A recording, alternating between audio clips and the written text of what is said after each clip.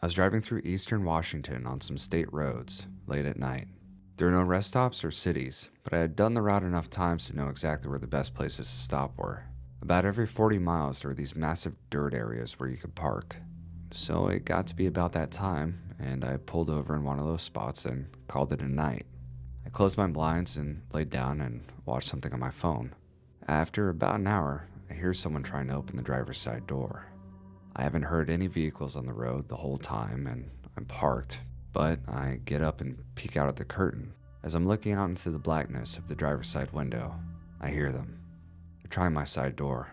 I peek down from the top of the curtain, but I can't see anything, so I start the truck and kick on the lights. I'm fairly freaked out at this point, so I'm still not opening the curtains, but I'm peeking through the gaps. Nothing. Nobody standing near either side of my doors or parked within sight. After laying back down and convincing myself that something blew against the truck, I hear what sounds like someone trying to pry open the vents on the sleeper.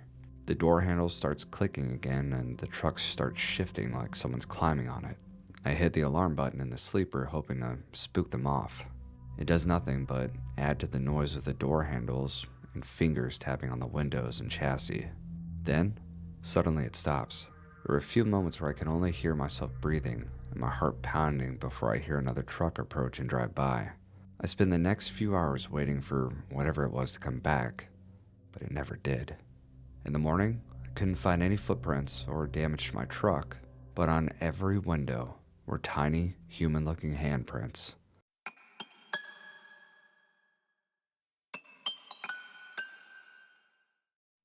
Back in 2006, I was moving some building supplies from Arizona to Tennessee. I was out in the middle of nowhere, in the woods on a 2-lane road, when I noticed my tarp flapping around in the wind. Driving a bit further down the road, I pulled over to fix it. I realized pretty quickly I did a crappy job tarping the load and decided to redo it. As I'm taking everything apart, I see this guy walking down the road, coming toward my truck. It comes off a bit suspicious, so I keep my eyes on him. He keeps coming, getting closer and closer. I'm really starting to feel the hairs on my neck standing up now because I'm out in the middle of nowhere. I grab my wrench bar and set it on the trailer where I'm working just in case. The guy gets to me and the first thing I notice is his hair. It's like a mullet, but patchy as hell. Almost like he tried to cut his own hair and had a seizure in the process and said, good enough. He also had these crazy looking wide eyes, as well as filthy scraped up clothes. He stops by me and waits until I acknowledge him and just says, I've got a long walk. I'm like, yeah man, you do. We're in the middle of nowhere. Making it clear there's no ride to be had here, he nods, starts walking away. But then he stops by the driver's side door, comes back and repeats himself. Got a long walk, he says again. At this point I explain that I can't give him a ride, insurance and all that. I apologize for not being able to help him, and he seems to accept it, turns around and leaves. I wait for him to get a little ways away from my truck and start working on finishing my tarp. As I'm putting on the last bungee strap, I look over and check to see where he's at. Turns out he's walking back toward me. At first, it looks like he's on a cell phone. He had his hand up to his face and seemed to be mouthing some words. And he had his hand waving like he was in the middle of a conversation with someone. I finish with the straps, grab my wrench bar, and climb back into the truck. As soon as I'm back in the cab, I lock the doors and set the wrench bar back on the passenger seat, just in case. I look at the guy and realize he's not talking on his phone. He's talking to his damn hand. And now, I'm nervous. The thing is, he's not just talking though. It looks more like he's pissed at something. I crank the truck up and put it in gear and drive off. I didn't even look for traffic. As I pass him, he's just looking at me, still holding his hand to his face with these dead-looking eyes. It really gave me the creeps. About the time I hit 5th gear, I look back in the mirror, and there's no one there.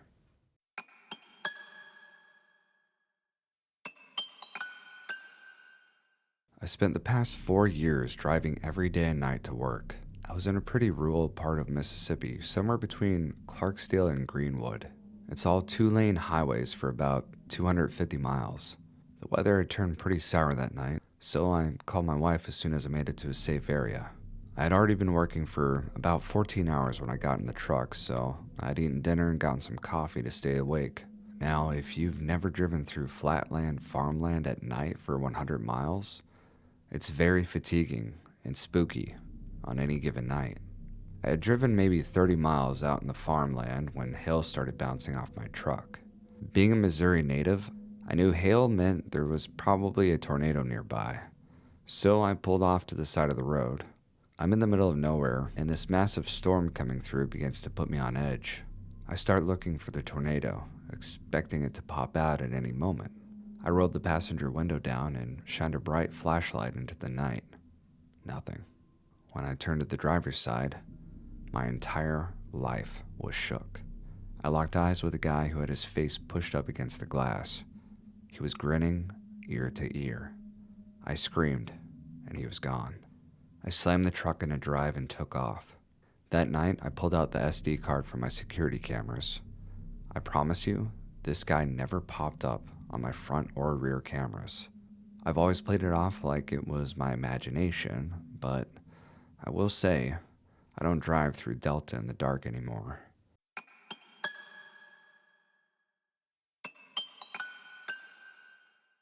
I was driving through the desert of Central Australia. I was over 500 kilometers from the nearest town. So yeah, it was the middle of nowhere. I was on a 5-day charter to pick up a bunch of Aboriginal women. I was supposed to take them to get their health checks done. On the day I took them, we went through a place called Mintabi. We did this so they could shop in this little opal mining area of South Australia. When we left from there, it was pretty late, and we had about a 3-hour journey back to where we were staying. The passengers had all fallen asleep, so it was just me, all alone. Up ahead in the distance, I see a headlight coming toward me along the lonely desert road. I dip my lights down and drive down into this dry creek bed, expecting to see their car with only one headlight any time. It's nothing unusual to see a car with only one headlight, so I'm really not bothered by it. As I come out of the dip, I put my high beams on and there's no car there, just the empty dirt road. I keep the lights on until we come to a stop about an hour later. I didn't see any cars or anything the rest of the journey. Before I let the passengers out, I ask if any of them had seen that light, and they all go dead silent. After a short while, they start talking in their own language, frantically. A few minutes later, a couple of the ladies come up to me. They asked me to tell them exactly what I had seen, without leaving anything out. Now, I'm a big guy. I've lived in 3 continents. I've been a police officer, a teacher, a truck driver, all sorts of things. Let's just say I'm pretty skeptical, but I do keep an open mind. I'm really not scared by much. After I tell the ladies everything from start to finish, both of them look at me with the whites showing in their eyes. They look spooked, and they said, and I will never forget this, "Driver, we're so lucky that you didn't stop, because if you did, no one would have ever seen any of us again. We'd all be gone." I asked why, and they just shook their heads and said to not talk about it because all the other girls were scared. Whatever these ladies knew, they were convinced that it wasn't something you wanted to meet in the desert at night.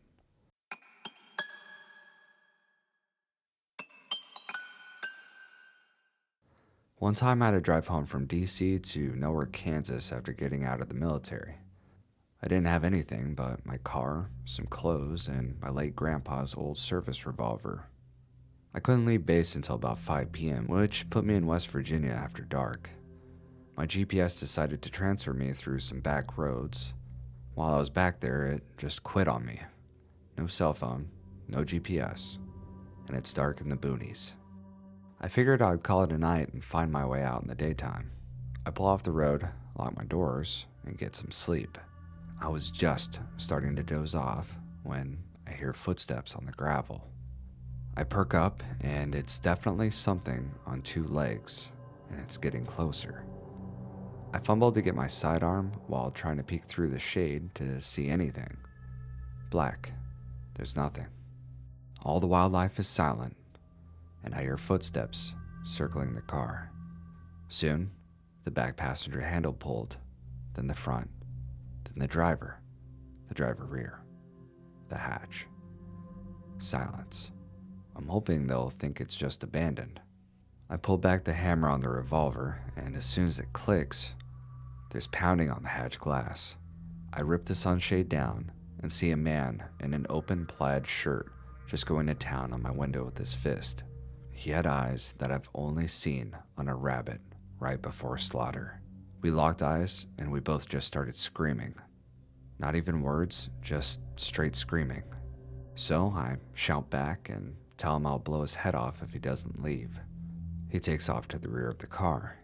I catch my breath, climb into the driver's seat, and start the car to get out of there. Suddenly, my window explodes into nothing. The man reaches into the car and yanks me out. Terrified, I fall awkwardly and slam into the ground. He starts kicking my side in while I'm scrambling to find my gun.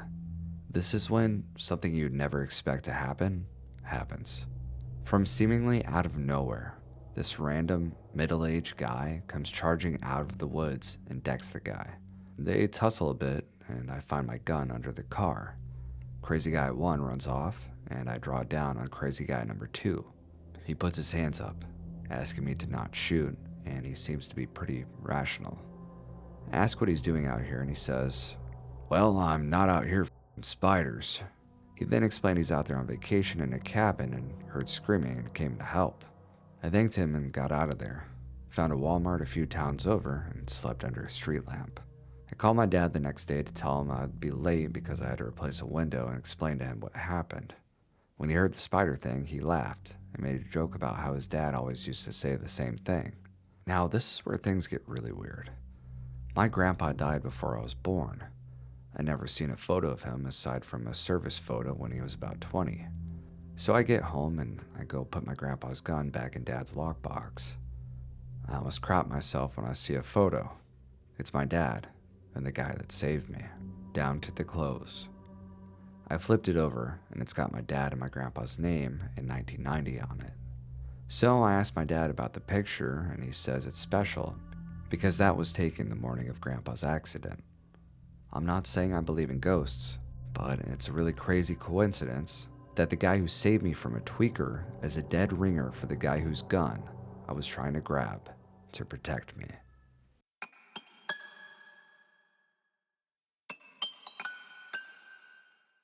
It was late at night on some back roads going through Utah. Even though I had been driving for about 6 hours or so, I was very alert. At some point during the trip, I noticed something ahead of me, a dark figure. It began manifesting itself on the side of the road. Not entirely sure what I was looking at, I slowed down. After coming to a stop, I grabbed a heavy-duty flashlight and shined it at the figure. What I saw was something that no man could ever forget. It was a strange humanoid figure, and in its mouth was a coyote. Shining my light at it, it was still hard to make out, but I could tell by its movement it was pissed. It began moving toward my truck, and panic shot through my whole body. I didn't have any real weapons in my truck aside from my flashlight, and I had to use that to keep my eyes on the damn thing. I bolted out of there and looked back with my side view mirror. It was standing in the middle of the road. I immediately pulled off at the nearest gas station and ran into a few other drivers. Apparently, I wasn't the only one to see that monster that night.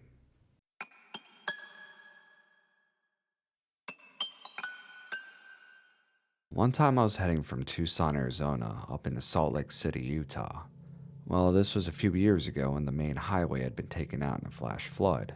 It was under construction, so I had to take a weird detour through the mountains in lower Utah. Well, it was getting late, so I pulled off onto the shoulder and went to sleep in my bunk. Now, this is the middle of nowhere. The closest town was 40 miles away, and it's completely pitch black. Around 4 a.m. I wake up because I hear something messing with my truck. I can feel the air and the power cables being played with. It was really creeping me out because they were literally 6 inches from my head. Then I feel something climbing onto the landing and it's shaking my whole truck. If I had to guess, something around 200 to 300 pounds was climbing around back there. Could be a mountain lion, or maybe a bear. At this point I'm wide awake, and all I want is to scare it off. So I slam my hand on the cab wall as hard as I can. I then hear someone the voice of a man screaming bloody murder, and multiple people falling off the back of my truck.